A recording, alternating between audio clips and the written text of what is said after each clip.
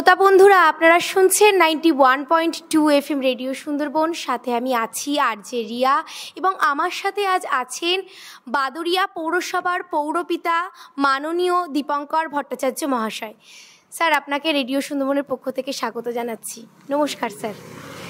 Sir, এ যাবৎ আপনার এলাকায় কি কি উন্নয়ন হয়েছে সে বিষয়ে যদি আপনি আমাদেরকে একটু বলেন। দেখুন, অ্যাকচুয়ালি এ যাবৎ বলতে বাদুড়িয়া মিউনিসিপ্যালিটিতে আমি প্রথম 2010 সালে পৌরপ্রধান হিসাবে দায়িত্ব নিই।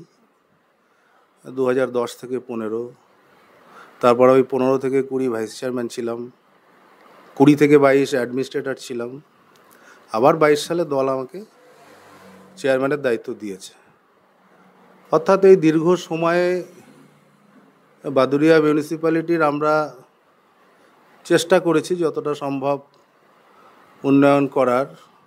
প্রথমেই বলি, এটা গ্রামীণ পৌরসভা, এখন এখানে 17টি ওয়ার্ড আছে। তো 17টি ওয়ার্ডের যা জিওগ্রাফিক্যাল কন্ডিশন আছে সেই অনুযায়ী কোথাও 3টে ওয়ার্ড নিয়ে একটা জোন, তারপরে বেশ কিছুটা পঞ্চায়েত এরিয়া, আবার 3টে ওয়ার্ড, আবার পঞ্চায়েত এরিয়া, অর্থাৎ বিভিন্নভাবে একটা বিচ্ছিন্ন মিউনিসিপ্যালিটি।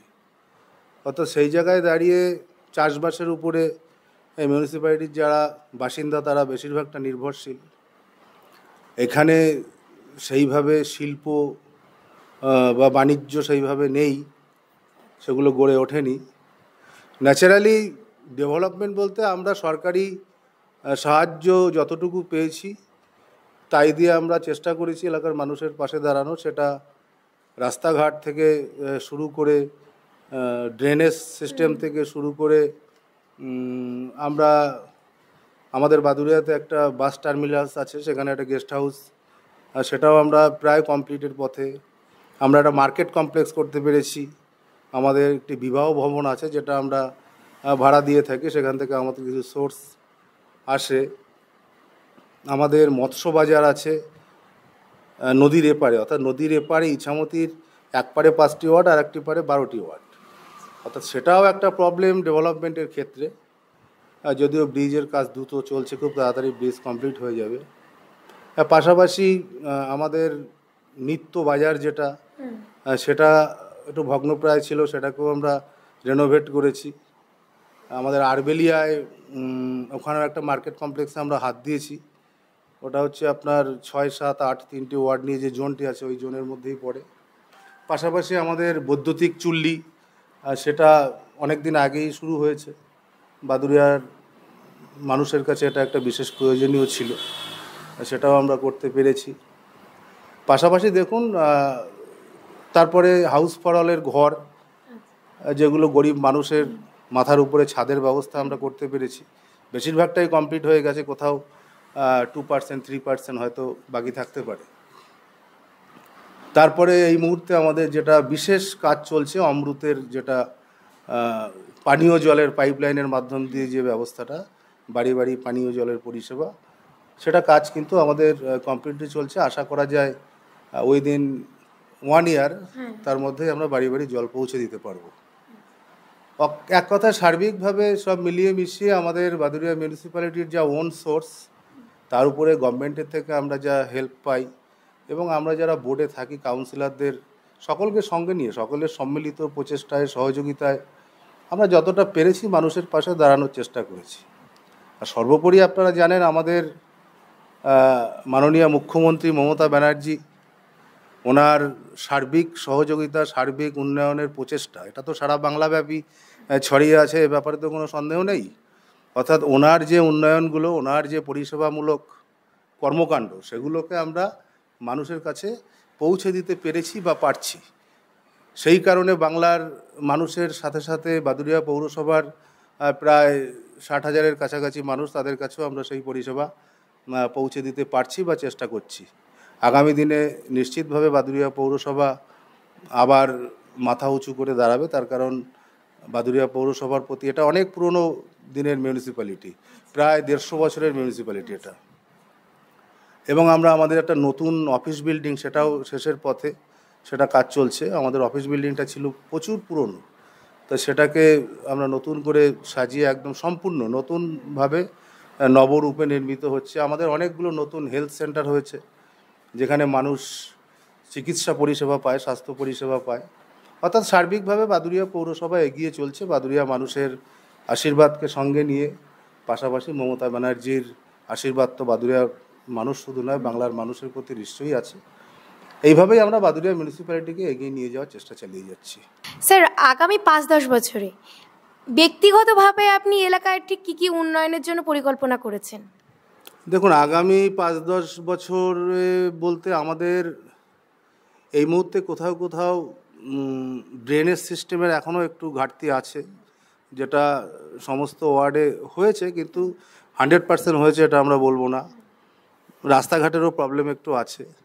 আর বিশেষ করে আমাদের একটা অডিটোরিয়াম হল ছিল বহু পুরনো, সেটা এই মুহূর্তে অডিটোরিয়াম হলটা ঠিকঠাক কাজ করছে না, বা অডিটোরিয়াম হলটা ভগ্ন প্রায় অবস্থায় আছে। সেটাকে আমরা নতুনভাবে করবার জন্য অলরেডি একটা প্রজেক্ট আমরা জমা দিয়েছি।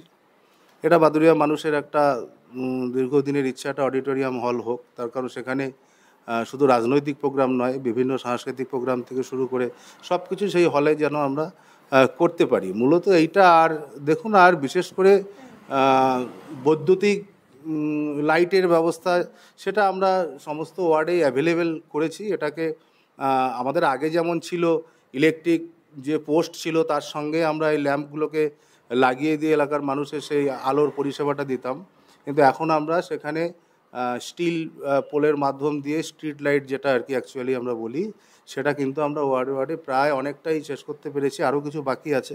তার জন্য গ্রিন সিটি মিশনে আমাদের প্রজেক্ট জমা আছে, সেগুলো খুব তাড়াতাড়ি স্যাংশন হবে। সেখান থেকে আমরা প্রত্যেকটা ওয়ার্ডেই ওই স্টিল পোলের মাধ্যম দিয়ে স্ট্রিট লাইটটা পৌঁছে দিতে পারবো। এইটা একটা বিষয় আছে। আর সার্বিক দেখুন, উন্নয়ন বলতে উন্নয়নও তার শেষ হয় না, উন্নয়নের শেষ হয় না। কাজ আমরা যারা করি, কাজ করতে করতে আজকে একটা ডেভেলপমেন্ট হচ্ছে, পাশাপাশি সেই রিলেটেড আর একটা ডেভেলপমেন্ট চলে আসে। ন্যাচারালি উন্নয়ন চলবে। বাদুড়িয়ার মানুষের যা ডিম্যান্ড আছে, সেই ডিম্যান্ড অনুযায়ী আমরাও চেষ্টা করি সেই ডিম্যান্ড পূরণ করার। আগামী দিনে আরও যা মানুষের ডিম্যান্ড আছে, সেই ডিম্যান্ডও যেন আমরা পূরণ করতে পারি, সেই দিকেই বাদুড়িয়া মিউনিসিপ্যালিটি অ্যাকচুয়ালি লক্ষ্য রেখেছে। বাহ, খুব সুন্দরভাবে স্যার আমাদের কাছে বক্তব্য রাখলেন। স্যারের কাছে একদম শেষ প্রশ্ন যেটা আমরা করব, স্যার, জনগণকে, আপনার এলাকার জনগণকে আপনি কি বার্তা দেবেন?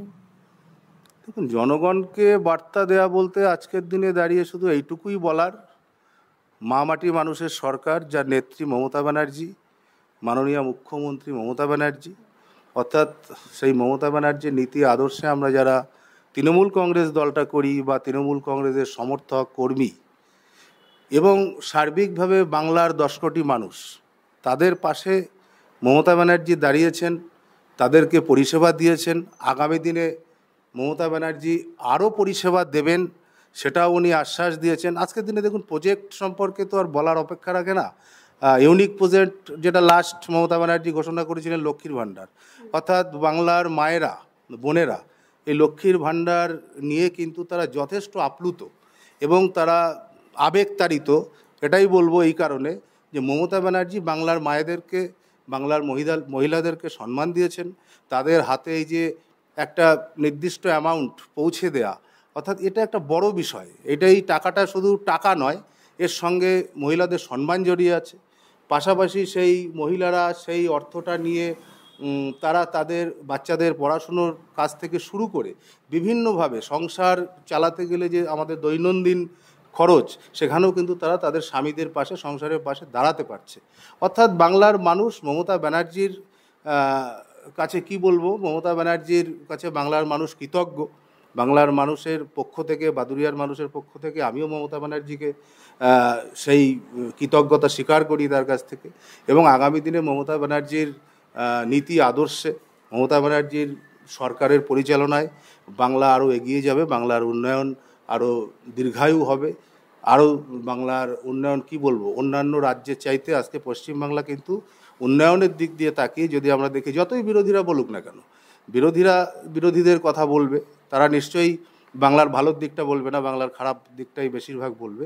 তবুও আমরা বলবো, আজকের দিনে ভারতবর্ষের মধ্যে পশ্চিমবাংলা যে জায়গা করে নিয়েছে, উন্নয়নের দিক নিরিখে তাকিয়ে বলুন, বাংলার স্বাস্থ্য ব্যবস্থা থেকে শুরু করে শিক্ষা ব্যবস্থা থেকে শুরু করে সার্বিক দিক দিয়ে আজকে পশ্চিমবাংলা কিন্তু ভারতবর্ষের মধ্যে একটি তার নির্দিষ্ট জায়গা করে নিয়েছে, যার জন্য আমরা প্রত্যেকে কৃতজ্ঞ, প্রত্যেকে গর্বিত। এবং বাংলার মানুষ চায় মমতা ব্যানার্জি এই বাংলার বুকে আরও দীর্ঘদিন ক্ষমতায় থাক, বছরের পর বছর ক্ষমতায় থাক এবং বাংলার মানুষের পাশে থাকুক। স্যার, আপনাকে অনেক অনেক ধন্যবাদ আপনার গুরুত্বপূর্ণ সময় আমাদেরকে দেওয়ার জন্য। শ্রোতা বন্ধুরা, আপনারা সাথে থাকুন, শুনতে থাকুন 91.2 FM রেডিও সুন্দরবন। দেখা হচ্ছে আরও একটি সাক্ষাৎকার নিয়ে। নমস্কার।